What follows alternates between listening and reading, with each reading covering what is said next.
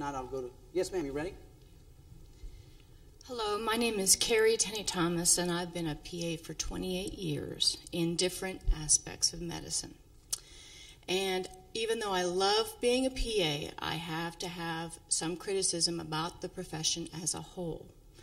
One of those things that I am most concerned about is the women as PAs, when we go through life changes, when we have our families, when we get pregnant, we seem to have a significant amount of our workforce that seems to drop off, or we have to have major changes. Because the PA profession started out so much similar to residents and physicians, and we followed their model of commitment and dedication.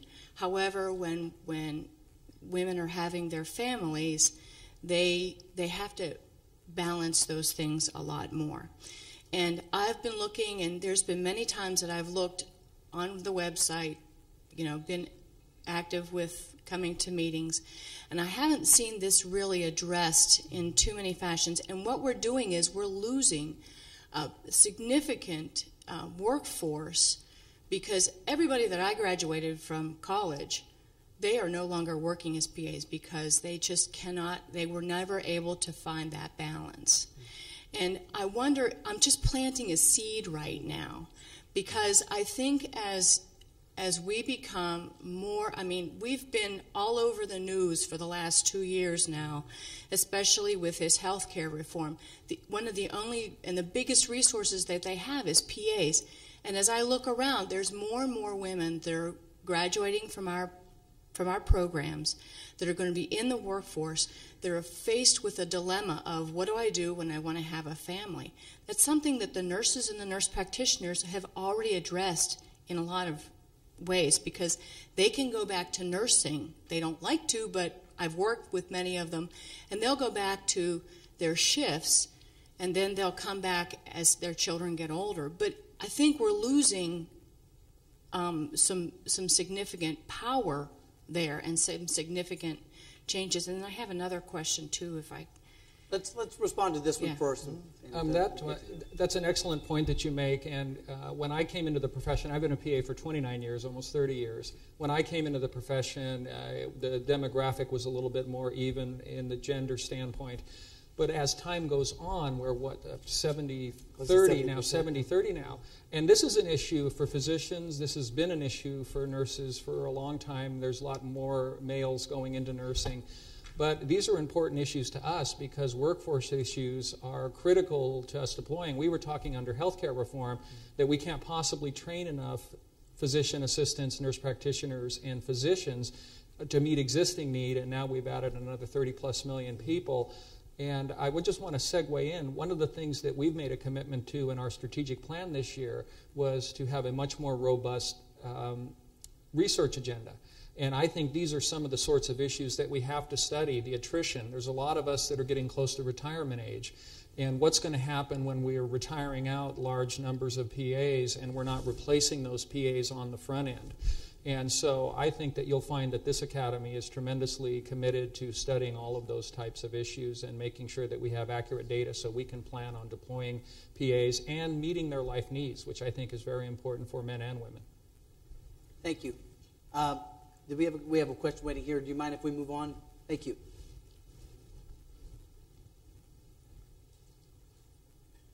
Like speaking in front of people, but I could tell by the way you walked up.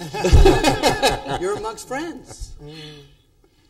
My name is Sherry Roth, and I've been a PA since '82, however many years that is. And I moved to Florida like 20. I'm from New York originally, and then I moved to Florida almost 23 years ago. Florida is actually part of New York, I believe. Yeah, just, the other borough. The other arm. Only for there's just wasteland in between. Oh, now, come on. But, take it easy. Anyway, I originally had a job, lined up when I first moved down there, and that was back in like '87, '88, and then with all the changes in, the DRGs and all that, a few weeks before I was fully vested in my boss's pension plan, he let me go. Oh, boy. So, then I've had like a job for a year and a half and a job for a year, and every time there's some kind of issue. And, I had surgery, and I had a lot of ups and downs in my life, and you know what? I'm really tired. So what would be the question? That The point is that I had actually considered going into like risk management, and I discovered that everybody in the state of Florida is allowed to do risk management, meaning LPNs, RNs, DOs, podiatrists, you name it, respiratory therapists, but not PAs. And apparently it's just some kind of a glitch that in the law of our state, PAs are not mentioned. So I actually asked FAPA what they could do about it, and they had the lawyers, I guess their lawyers, you know, kind of look into it. And then I was told by somebody whose name I won't even mention, that when they were looking into it, they got their hands slapped and said, "Don't make trouble." I see. So your question would be, why are we restricted? Why are PAs restricted? Right. And, you know, you're talking about where people may want to go. You know, like, in other words, as a PA, I'm very qualified to do risk management. I mean, Right. if an LPN or a respiratory therapist can do it, there's no reason I shouldn't be able to do it. And as, you know, I'm 52, and it's like I have a torn rotator cuff, I have other Got it. issues, I can't do orthopedics, Got I it. can't. So is there You know. something that Yeah, we know about why there's a restriction for PAs? I really hear you, and you know, I've been a PA a little bit longer than you because I graduated in 1981, and I can remember a time in California where we had just a lot of restriction in our regulation, and we made lots of baby steps. For example, I take care of kids in a burn unit, and that's funded through California Children's Services. Well, because I'm not named in the list of people who can do it, we have physical therapists, occupational therapists, physicians, nurses, child psychologists, but a bureaucrat will look at that list and say, let's see, look down here, not physician assistant, not in the list, we're not going to pay for your services. Right. But these issues are largely state issues. We are very concerned about state issues because all of our members practice in state jurisdictions, and these types of restrictions are state law restrictions. So we work through Ann Davis and our state legislative affairs. We work through the Florida Academy, and there's lots of these types of problems, and they do need to be eliminated, and people are working on them. But on the state level, those things are prioritized based on needs. You know, Florida has a lot of challenges on their docket. I would encourage you to talk with the Florida Academy leaders because these are the people that are going to have to put in the legislation to change the law. You know, basically I'm an old PA and I was not educated in Florida, and they're more interested in the current students and new grads, and I just basically fall through the cracks. So, you know, after what this other lady said, I said, you know, maybe I would ask you. Not to cut you off, but the senator from Florida would like to know. Yeah. But if you could keep it brief because we were trying to get to all of them. Okay. Again, my name's Michael Funk. I'm the chairman of the Legislative and Governmental Affairs Committee for the Florida Academy of Physician Assistants. And for the last 4 years, I've been working my butt off to make sure that PAs can do everything we should be able to do legislatively. This is the first time I've heard that issue, and I guarantee you when I get back home at the end of this week, it will be taken care of. So is it fair to say that you guys should swap business cards and do it?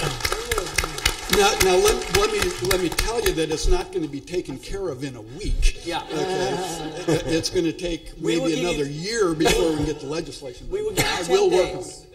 work on it. 10 days is fair, so get right on that. Have lunch, and then we'll get on it. No pressure, no pressure. Thank you for your comment. Thanks for your response, and hopefully that helps. Maybe you guys can work together and take that on. Here's a question just handed to me, just hot off the presses.